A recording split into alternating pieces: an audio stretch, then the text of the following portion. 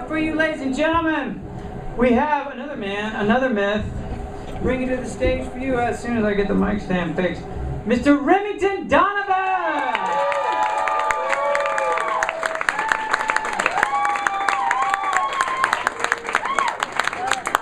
Remington Donovan! Don't be shy. Hello, thank you for coming tonight. I actually always wanted to do stand-up. You know, I used to be a magician, and I thought, you know, it was kind of right up my alley. So I came to one of these first-time workshops, and every single person got up on stage, and they were like, you know, doing stand-up for the first time is like the first time I had sex, or like the first time I had stand-up sex is like the first time I got comedy. But, you know, I'm hoping it's just like my first time, which was short, but really funny. So I did take a class for this. The MC, Johnny Mack, who's been a great inspiration, kind of a mentor now. And he told me a lot of my jokes kind of were reminiscent of Woody Allen, and that I would get a lot of inspiration, and I should check out some of his work. He even gave me a CD. And I listened to it, and I did. I liked a lot of his stuff, and I thought, you know what, I really could emulate Woody Allen a little more, so I'm thinking about adopting, a hot Asian chick. I like to go into chain restaurants, just sit down and introduce myself. Hello, my name's Remington, I'll be your customer tonight. I'm in a band, a lot of people don't know that. Yeah, it's a two-piece trio. We play gangster folk. You know, like that song, "This land is your land, this land is our land." I'm like, fuck you, bitch. This is my land, and back up off me. So I have another business idea, and I want to open a string of inconvenient stores. You know, like, and just be open, say, like 24 hours a week. And, you know, not like, you know, open like from 3:46 in the morning to 5:12. And sell shit you would never need to buy. In groups of 3, like someone comes up, yeah, can I get the pom-poms, please? I'll be like, yeah, well, it comes with concrete and tofu. Yeah, I'll take 2 of those. So I do have a lot of business ideas. I don't really follow through. I think I might have ADD, I'm not sure. But anyhow, I have a really good idea for a social networking site. I'm kind of tired of all the usual shit. I want to be a little edgier, a little racier, you know, a little dirty. You know, you can upload like pictures of you and your friends having sex.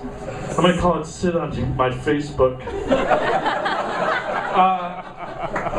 I'm thinking about getting a greyhound. I want to adopt a greyhound. There's actually a racetrack in Richmond. They're very sweet dogs, but the reason I want to do it is a lot of people have heard, like, you know, owners and their dogs start to resemble each other, and greyhounds are very thin. And I'm trying to lose weight, you know, and so I'm thinking, well, fuck that. If I'm going to do that, why don't I just get a horse?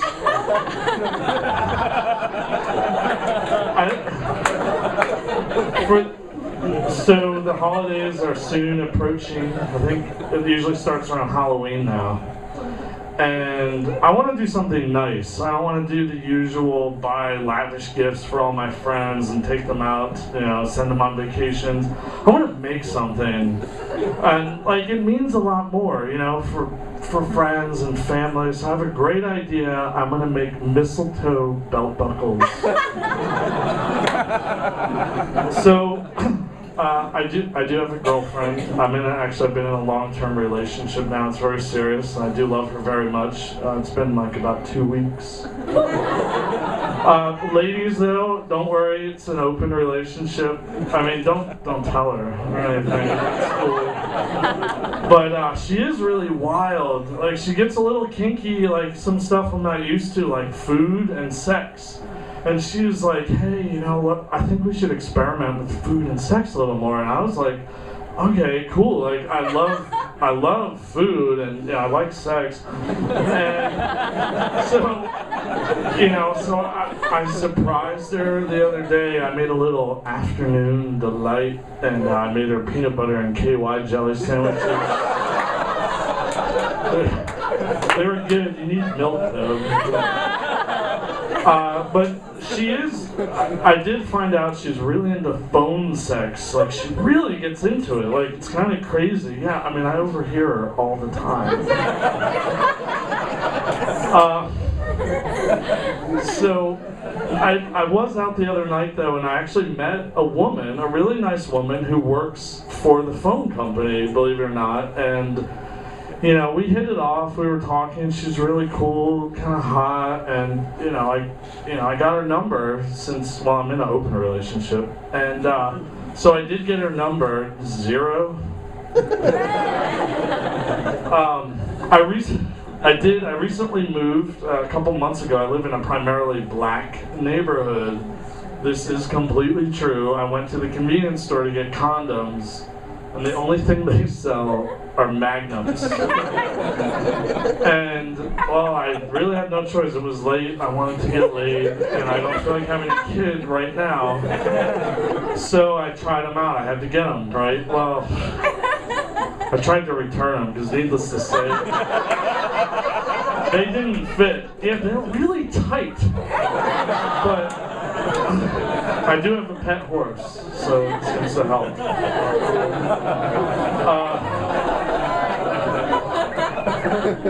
So, I work in a restaurant. A lot of people here know that, actually. This is actually why I bartend. Beer Run, shameless plug, which I have to start doing comedy now to support that career. I notice what really bugs me there's a lot of very politically correct white people. And when it comes to race, they can never just come out and say it. And that place gets fucking busy. I'm in the weeds, and there's often many nights I'm working, and there's a black girl, there's an Asian girl, I said it. Oh my God, she's Asian. What an asshole, I can't believe you said that. And a white girl, like, alright, I'm in the fucking weeds, I don't have time for your shit and your descriptions. And people come up to me, and they're like, yeah, we'd like to pay our tab. And I'm like, sure, I can help you. Who was your waitress? They're like, oh, well, she was very nice. They're inadvertently so racist with their political correctness. They're like, she was so nice. Okay, yeah, most of the people there are nice. And they're like, well, she didn't steal anything from us. And she was wearing a blue dress. She said the chicken was really good. She had dreadlocks. I can't believe it. And then, the other girl at work said, oh, the same thing. I'm like, hi, great, I'm in the weeds. Who the fuck was your waitress? Just tell me. They're like, well, she had long black hair. She was kind of exotic looking. She was very efficient. Really good at math. She even used a calculator. She had an abacus, and all the checks, they came in the shape of little animals and swans and whatnot. She got great gas mileage. And then, to top it off, they're even so much more racist, because the white girl that works there, I'll be like, yeah, who's your server? I'm in the weeds, fuck off. And they're like, oh, well, she was really pretty. Alright, and then I'm like, yeah, and they're like, well, she's getting her master's in medieval Spanish literature. She was talking about going to the farmer's market. She drives a Prius. I have no idea who they're talking about. But I just want to say thank you. I appreciate everyone coming out, and I want to give a special warm thanks to Leah Woody, who is actually on next. It's kind of how I got into this, and I saw, like I said, this is something I've always wanted to do.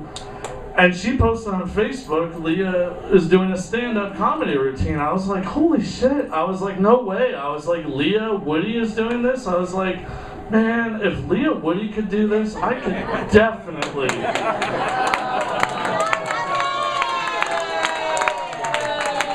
I could definitely fuck her.